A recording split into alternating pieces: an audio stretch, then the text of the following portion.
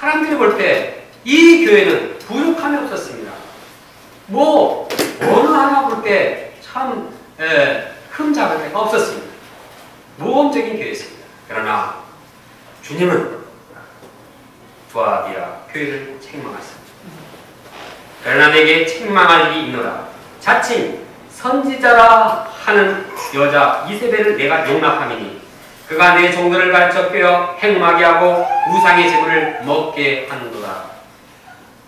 원래 이세벨은 아합 시대의 아합의 왕비였습니다. 그는 이스라엘 아합 왕에게 시집을 왔는데 시집 올 때 바신도 함께 데려왔습니다. 그래서 이스라엘 사람들이 바알 앞에 무릎을 꿇도록 했습니다. 이세벨 여사로 인해서 이스라엘에 보여줄 수 없을 정도로 우상 숭배가 깊이 빠졌습니다. 결국 이세벨로 인해서 이스라엘이 하나님의 심판을 피할 수 없게 되었습니다. 이스라엘 심판받게 한 그 장본인은 이세벨입니다. 그 이세벨은 이제 두아디라 교회도 있었습니다. 이세벨이라고 하는데 또 다른 이세벨을 말하고 있습니다. 본문에 보면은 그녀는 자기를 자칭 선지자라고 했습니다. 그는 여선지자로서의 행세를 하며 미인계로 주의 종들을 유혹했습니다. 아마 이 주의 종들을 유혹하는 만큼 뛰어난 미모와 또 영적인 은사를 가지고 있음을 보게 됩니다. 24절에 보면 이 행위를 사단의 깊은 것이라고 주님은 말씀하고 있습니다. 이 여인은 사람들에게 영적인 깊은 교훈을 가르쳐준다고 유혹했습니다. 아직까지 어느 누구도 깨닫지 못한 새로운 교훈, 심오한 교훈을 준다고 유혹했습니다. 이런 유혹을 받을 때 사람들은 호기심을 가지고 빠져들어가기 시작했습니다. 그렇지 않아도 신앙생활하는데 좀 마음이 답답하고 자기 부인하고 십자가를 지려고 하니까 사명을 감당하려고 하니까 부담스러운데 이들은 그런 거 필요 없다. 그런 건 수준이 낮은 거다. 일로 와봐. 이건 쉽고도 깊은 경제에 빠져들어갈 수가 있다. 얼마나 매혹적이겠습니다. 심오한 교훈이 여기만 좀 따로 있다니. 그 교훈이 과연 무엇일까? 사람들의 관심이 쏠렸습니다. 그러다가 주의 종이 사단의 깊은 것에 빠져들어갔습니다. 주의 종이 이세벨과 관계가 맺어지고 사단과 깊은 것에 연결되다 보니 올무에 걸려서 이제 교회가 이것을 빼내지도 못하고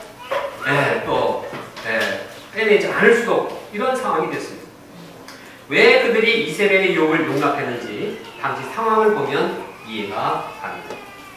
두아디라 지역은 우상 숭배가 심했습니다. 특히 이곳은 공인 조합인 길드가 성행했습니다.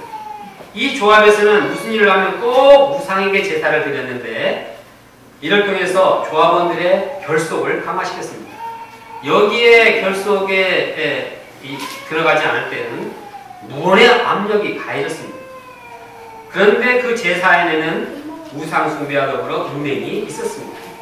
조합에 소속되지 않으면 생업을 할 수 없는 환경에서 우상 숭배와 행음에 대한 사회적인 요구와 압력은 커져갔습니다.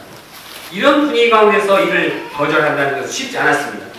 조합의 눈치를 보게 되고 거기에 맞춰 따라가게 되었습니다. 그러다가 결국 이러한 죄악된 문화를 교회가 막아내지 못한 것입니다.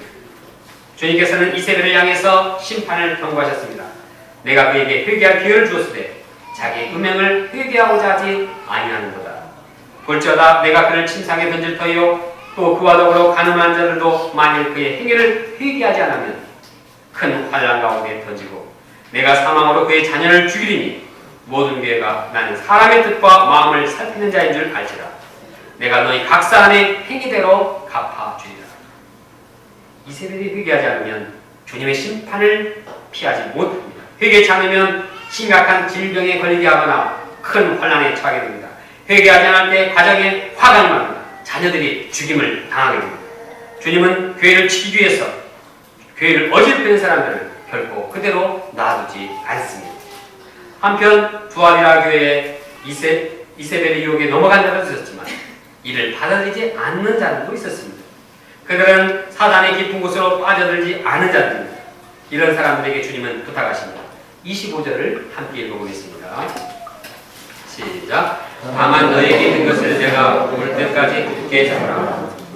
다만 너에게 있는 것을 내가 올 때까지 굳게 잡으라. 여기서 너에게 있는 것이 무엇입니까? 그것은 복음의 진리입니다. 이는 예수 그리스도 그분의 죽으심과 부활의 진리입니다. 복음의 핵심은 예수님께서 우리 죄를 위해서 십자가에 필려 돌아가시고 사흘 만에 부활하신 그 사건입니다. 예수 그리스도, 이 복음이야말로 가장 확실하며 참된 진리입니다. 이 복음 진리를 주님 오실 때까지 굳게 붙잡아야 합니다. 다른 교훈이 있다고 해서, 새로운 것이 있다고 해서, 깊은 영적인 세계가 있다고 해서 혹하면 안 됩니다. 예수님께서 십자가에 물과 피를 다 흘리시고 나에게 구원의 복음, 영생의 복음을 다 베푸셨는데, 그리고 이제 십자가에 피 흘려 돌아가셨는데, 참 부족한 것이 뭐가 있어요? 복음을 굳게 붙들지 않으니까 자꾸 다른 유혹에 빠지게 됩니다.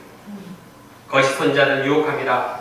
이제까지 알지 못했던 영적인 깊은 세계, 새로운 신비로운 세계, 새로운 능력과 표적의 세계가 있다. 그러나 우리 신자들은 예수 그리스도와 그분의 십자가와 부활의 복음을 꼭 붙잡아야 하겠습니다. 예를 들어 봅니다. 사도 바울은 하나님의 은혜로 여러 가지 영적인 체험을 했습니다. 병도 고치고 귀신도 내쫓고 또 방언도 하고 복사에 물려도 죽지 않았습니다. 여러 계시를 받았고 3층천에 올라가는 신비로운 체험도 했습니다. 그러나 바울이 전하는 내용이 무엇이었습니까? 나는 방언했으니까 당신들도 방언해야 된다. 나는 3층천에 올라갔으니까 당신들은 2층천이라도 올라가야 된다. 이런 말 했습니까?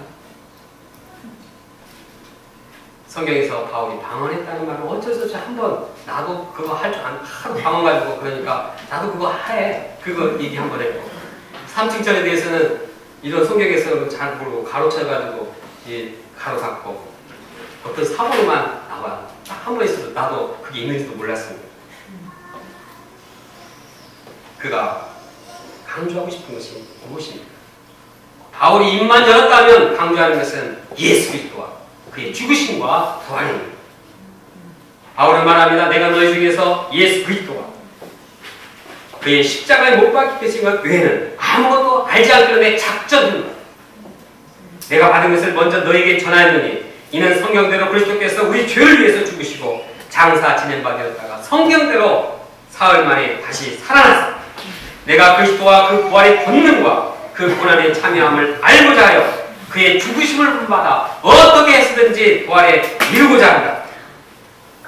바울은 입을 열었다 하면 예수 그리스도, 그의 죽으심, 그의 부활, 그의 인생의 목표요, 그의 좌우명이요, 그의 소망이요, 그의 모든 것이 되었습니다.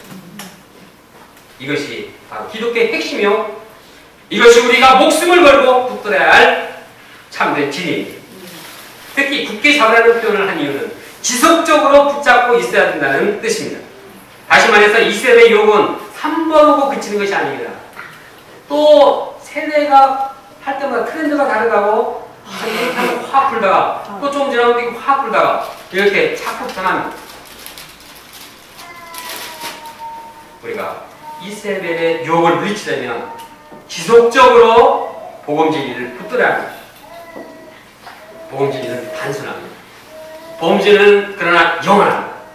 단순하면서도 하나님의 능력이 있는 이 예수 그리스도 복음 진리를 붙잡을 때만이 모든 유혹을 물리칠 수가 있습니다. 그런데 많은 사람들이 사단의 깊은 것에 유혹을 받습니다. 특히 인생의 시련과 역경, 어려움, 고뇌에 붙들려 있는 자들은 뭔가 필사적으로 새로운 것, 크고 능력 있는 것, 비밀스러운 것, 더 높은 영적 견지를 찾아 헤매는 경향이 있습니다. 많은 신자들이 새로운 교훈, 새로운 신비스러운 체험, 새로운 심오한 세계에 대한 기대를 갖습니다. 그것으로 나타나는 것이 신비주의, 금욕주의, 율법주의, 실용주의, 무슨 주의에 이제 깊이 관심을 갖게 됩니다.